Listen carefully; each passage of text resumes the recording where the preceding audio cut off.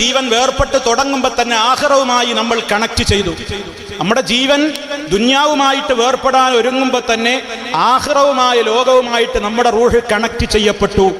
ദുന്യാവിലുള്ള റൂഹല്ല ആത്മാവ് പിന്നെ പരലോകത്തേക്ക് കണക്ട് ചെയ്യപ്പെട്ട് കഴിഞ്ഞാൽ ദുന്യാവിൽ കാണാത്തത് പിന്നെ നമ്മൾ കാണും.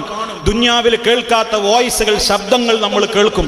ഞാനോ നിങ്ങളോ ഇന്ന് വരെ റഹ്മത്തിൻ്റെതാവട്ടെ അദാബിൻ്റെതാവട്ടെ ഒരു മലക്കിനെയും കണ്ടിട്ടില്ല.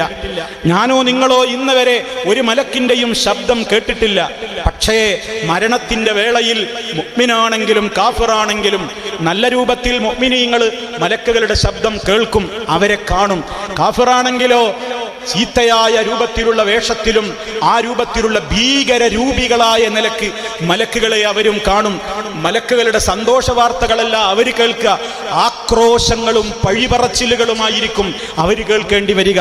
ഞാൻ പറഞ്ഞു വരുന്നത്, മരണത്തിൻ്റെ സമയത്തോട് ഇങ്ങനെ അടുത്ത് മരണത്തിൻ്റെ സമയത്തിലേക്ക് നമ്മുടെ ജീവനങ്ങ് അവസാനിപ്പിക്കുന്ന നേരമാകുമ്പോൾ ദുന്യാവിൽ നിന്ന് കണക്ഷൻ വിട്ടു, ആഖിറവുമായിട്ടുള്ള കണക്ഷനിൽ കണക്ട് ചെയ്യപ്പെട്ടു. ആ സമയത്ത് കാണാത്തതൊക്കെ നമ്മൾ കാണും, ചുറ്റുഭാഗത്തുള്ളവരാരും കാണില്ല. ചുറ്റുഭാഗത്തുള്ളവർ കേൾക്കാത്തത് നമ്മൾ കേൾക്കും, അവരനുഭവിക്കാത്തത് നമ്മൾ അനുഭവിക്കും. പരിശുദ്ധ ഖുർആൻ പറയുന്ന മുഅ്മിനിന്റെ സ്വഭാവം, മുഅ്മിനിന് ഏറ്റവും നല്ല നിലക്കുള്ള മരണമാണ് സംഭവിക്കുന്നതെങ്കിൽ വേറൊരു കൂട്ടം ആളുകളുണ്ട്. വലൗ തറാ ഇദ് യതവഫല്ലദീന കഫറുൽ മലായികതു യദ്രിബൂന വുജൂഹഹും വഅദ്ബാറഹും. കാഫിറുകളായ തെമ്മാടികളായ ആളുകളതാ മരിക്കുന്ന നേരത്ത് മലക്കുകൾ അവരെ കൊണ്ടുപോകാൻ വരുമ്പോ, അവരുടെ റൂഹ് ഇറങ്ങാൻ കൂട്ടാക്കാതെ വരുമ്പോ പിടിച്ചു വലിച്ചു കൊണ്ടുപോകുന്നു. ഉഖ്റുജീ അയ്യതുഹൽ ഖബീസാ.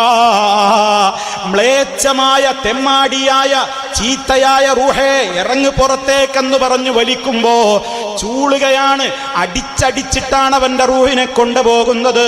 അതേ അൽ മലായിക യദ്രിബൂന വുജൂഹഹും വഅദ്ബാറഹും. ആ മനുഷ്യന്റെ മുഖത്തടിക്കുന്നുണ്ട്, അവന്റെ പുറഭാഗങ്ങളിൽ അടിക്കുന്നുണ്ട്. പരിശുദ്ധ ഖുർആനാ പറയുന്നത്. നമ്മുടെ ബുദ്ധിക്ക് യോജിക്കുന്നില്ല, യുക്തിക്ക് സമ്മതിക്കുന്നില്ല എന്ന് പറഞ്ഞിട്ട് മരണനേരത്ത് മലക്കുകൾ അടിക്കുന്നത് വിശ്വസിക്കാൻ എന്നെ കിട്ടൂല എന്ന് ദയവായി ഒരാളും പറഞ്ഞു പോകരുത്. കാരണം ഇത് അല്ലാഹു അറിയിക്കുകയാണ്.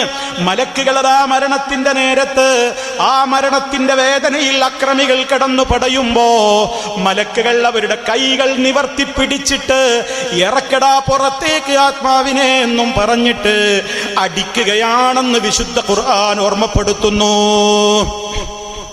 ആ സമയത്ത് അട്ടഹാസങ്ങളും ശബ്ദങ്ങളും അടികൊള്ളലും വേദനയും പുളയലും നമ്മൾ കാണുമ്പോ കാണുന്നുണ്ടോ? അടി കാണുന്നുണ്ടോ? അടിയുടെ വേദന നമ്മൾ ഒച്ച കേൾക്കുന്നുണ്ടോ? അയാളുടെ അട്ടഹാസം കാണുന്നുണ്ടോ? ഇല്ല.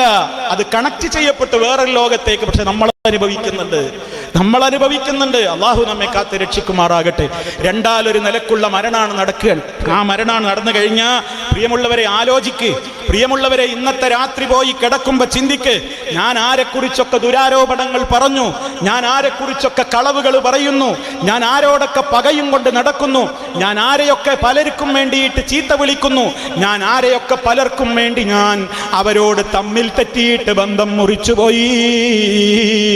റബ്ബേ, ഞാൻ എങ്ങനെ മരിക്കും? ഞാൻ മുഅ്മിനായി മരിക്കുമോ അതോ തെമ്മാടിയുടെ മരണമാണോ ഉണ്ടാവുക? ഏതിൽ പെടണമെന്ന് ചിന്തിച്ചുകൊണ്ട് പ്രവർത്തിക്കാൻ നമുക്ക് സമയം അല്ലാഹു ദുന്യാവിലാണ് തന്നിട്ടുള്ളത്. തീർന്നില്ല പ്രിയപ്പെട്ടവരെ, ആ ജനാസ അവിടെ നിന്ന് കൊണ്ടുപോവുകയാണ്. ആ ജനാസ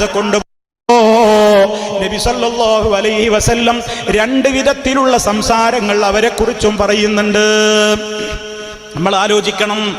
ആ ജനാസ അങ്ങ് എടുത്ത് ആളുകൾ, അവരുടെ പുരുഷന്മാർ അവരുടെ ചുമലുകളിലായി ആ ജനാസ വെച്ചിട്ടുള്ള മയ്യത്ത് കട്ടില് അവരങ്ങനെ ചുമന്നു പോകുമ്പോ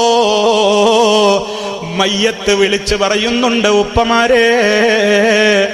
മയ്യത്ത് വിളിച്ചു പറയുന്നുണ്ട്, ഉമ്മമാരെ, എന്താ വിളിക്കുന്നത്? അല്ലാഹുവിന്റെ റസൂൽ പറയാണ്, സഹീഹുൽ ബുഖാരിയിൽ നമുക്ക് കാണാം, നല്ല ആത്മാവിന്റെ മയ്യത്താണ്, നല്ല വ്യക്തിയാണ്, മരിച്ചിട്ട് വീട്ടിൽ നിന്ന് ഇറക്കിയിട്ട് കൊണ്ടുപോവുകയാണ്. അതേ വീട്ടിൽ നിലവിളികളുണ്ട്, ബന്ധപ്പെട്ടവരെ വിട്ടുകൊടുക്കുകയാണ്. ഒരു ഭർത്താവിനും സാധ്യമല്ലല്ലോ, എൻ്റെ പ്രിയപ്പെട്ടവളാണ്, കൊണ്ടുപോകല്ലേ. ഒരു ഭാര്യയും പറയില്ലല്ലോ, ഇറക്കി കുളിപ്പിച്ച് കൊണ്ടുപോകല്ലേ.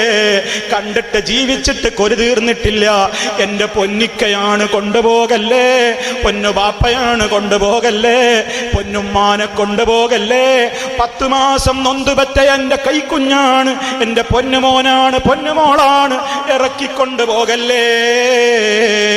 ഒരു ഉമ്മമാർക്കും വിലപിക്കാൻ കഴിയില്ലല്ലോ.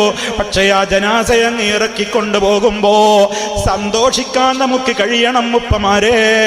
എൻ്റെ ബന്ധപ്പെട്ടയാളുടെ ജനാസ എൻ്റെ വീട്ടിൻ്റെ ഉമ്മറപ്പടിയിലൂടെ അങ്ങ് ഇറക്കിക്കൊണ്ടുപോകുമ്പോ റബ്ബേ, നിന്റെ സന്തോഷത്തിൻ്റെ കാഴ്ചകൾ കാണുന്ന ലോകത്തേക്കല്ലേ എൻ്റെ ഉപ്പ പോണത്, എൻ്റെ ഉമ്മ പോണത്, എൻ്റെ ഭർത്താവ് പോണത്, എൻ്റെ ഭാര്യ പോണത്, എൻ്റെ പൊന്നുമോള് പോണത്, എൻ്റെ പൊന്നുമോൻ പോണത് എന്ന് ആശ്വസിക്കാൻ വക വേണമെങ്കിൽ ആ മരിച്ചിറങ്ങിപ്പോകുന്ന ആ മയ്യത്ത് ജീവിച്ചിരിക്കുന്ന കാലത്ത് അങ്ങനെ ഇറക്കിപ്പോകാൻ ആവശ്യമായ നിലക്കുള്ള ഉപദേശ നിർദ്ദേശങ്ങൾ കൊടുക്കാൻ വീട്ടിൽ നമ്മൾ ശ്രമിച്ചിട്ടുണ്ടോ? അവരെ ഉപദേശിച്ചിട്ടുണ്ടോ? അവർ നല്ല ജീവിതത്തിന് വീട്ടിൽ ഇടം കൊടുത്തിട്ടുണ്ടോ? കുടുംബനായികമാരായ പെണ്ണുങ്ങളെ, നിങ്ങൾക്ക് ബാധ്യതയില്ലേ? ഗൃഹഭരണത്തിൽ ഉത്തരവാദിത്തമില്ലേ? ഉപ്പമാരെ, കുടുംബത്തെക്കുറിച്ച് പരലോകത്ത് ചോദ്യമില്ലേ? ഭാര്യയെക്കുറിച്ച് ചോദ്യമില്ലേ? പൊന്നുമോളെക്കുറിച്ച് ചോദ്യമില്ലേ? പൊന്നുമോനെക്കുറിച്ച് ചോദ്യമില്ലേ? അങ്ങനെ അങ്ങ് കൊണ്ടുപോകുമ്പോ സന്തോഷത്തോടെ യാത്രയാക്കാൻ നമുക്ക് കഴിയുമോ? അതാണ് നമ്മൾ ചിന്തിക്കേണ്ടത്. അത് വെറുതെ ചിന്ത കൊണ്ടായില്ല, അതിനിപ്പോഴേ പണിയെടുത്തോളണം. ഇനി നിങ്ങൾ നോക്ക്, നബി തങ്ങൾ പറയാണ്, സ്വാലിഹായ മയ്യത്താണെങ്കിൽ ആ മയ്യത്ത് വിളിച്ചു പറയാണ്, ഖദ്ദിമൂനി, എന്തേ ജനങ്ങളെ എന്നെ ഇട്ട് താമസിപ്പിക്കുന്നത്? വേഗത്തിൽ ഖബറിലേക്ക് കൊണ്ടുപോകൂ, എന്നെ വേഗം കൊണ്ടുപോകൂ, എന്നെ വേഗം വേഗം കൊണ്ടുപോകൂ. അതേ അവസരത്തിൽ എന്താണ് കാരണം? ആത്മാവ് മരണത്തിന്റെ നേരത്ത് കണ്ടു കഴിഞ്ഞു. ചെന്ന് കിടക്കാനുള്ള സ്വർഗത്തിന്റെ സൗകര്യങ്ങൾ കണ്ടപ്പോ എന്തേ വെച്ച് നീട്ടി താമസിപ്പിക്കുന്നത്? വേഗത്തിൽ കൊണ്ടുപോകൂ, വേഗത്തിൽ കൊണ്ടുപോകൂ എന്ന് വിളിച്ചു പറയാണ്. അതേ അവസരത്തിൽ അതേ ചീത്തയായ ആത്മാവിന്റെ മയ്യത്താണെങ്കിൽ ആ ആത്മാവ് പൊട്ടിക്കരഞ്ഞുകൊണ്ട് അലറി വിളിക്കുകയാണ്,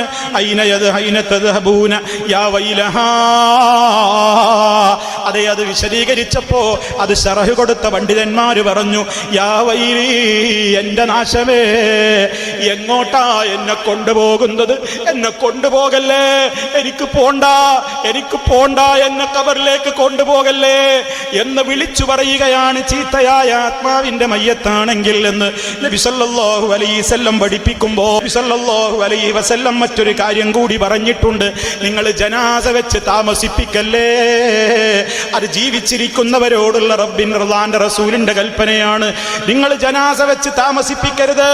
മരണം നടന്നാൽ ഉടനെ കുളിപ്പിച്ച് കഫൻ ചെയ്ത് മറമാടാൻ, നിസ്കരിച്ച് മറമാടാൻ കൊണ്ടുപോകണം. നിങ്ങൾ ജനാസ കൊണ്ട് സ്പീഡിൽ പോകണേ. എന്തേ കാരണമെന്നറിയാമോ?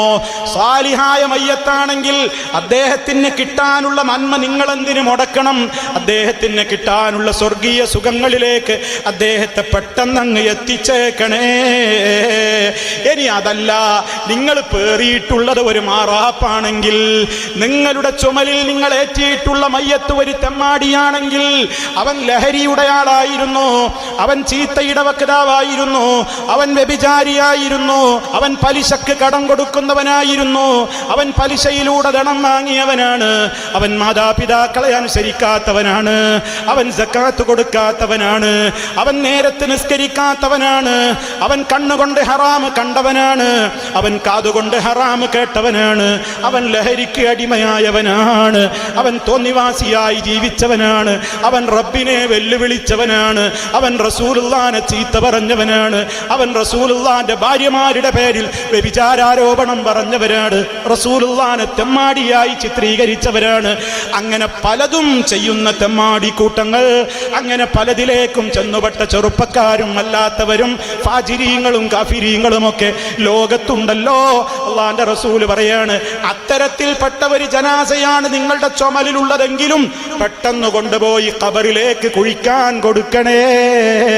എന്തേ കാരണമെന്നോ, ഫശർറുൻ തദഊനഹാ അൻ റിഖാബികും, ആ ഷർറ് നിങ്ങളെ പെരടിന്ന് വേഗം പോയിക്കോട്ടെ. അല്ലാഹുവിന്റെ റസൂല് പറയാണ്, ആ ഭാഷ നിങ്ങൾ നോക്കൂ എത്ര ഗുരുതരമാണ്. സ്നേഹത്തിന്റെ പ്രവാചകന് തിന്മകളോടുള്ള വെറുപ്പല്ലേ ആ കാണിക്കുന്നത്. ഓ പ്രിയപ്പെട്ട ഉമ്മമാരെ, ഉപ്പമാരെ, നമ്മൾ മരിക്കുമ്പോ ഇതിലേത് പറഞ്ഞും കൊണ്ടാ നമ്മൾ ഖബറിലേക്ക് പോവുക? ഖദ്ദിമൂനി, എന്നെ ഒന്ന് പെട്ടെന്ന് കൊണ്ടുപോകൂ, പെട്ടെന്ന് കൊണ്ടുപോകൂ.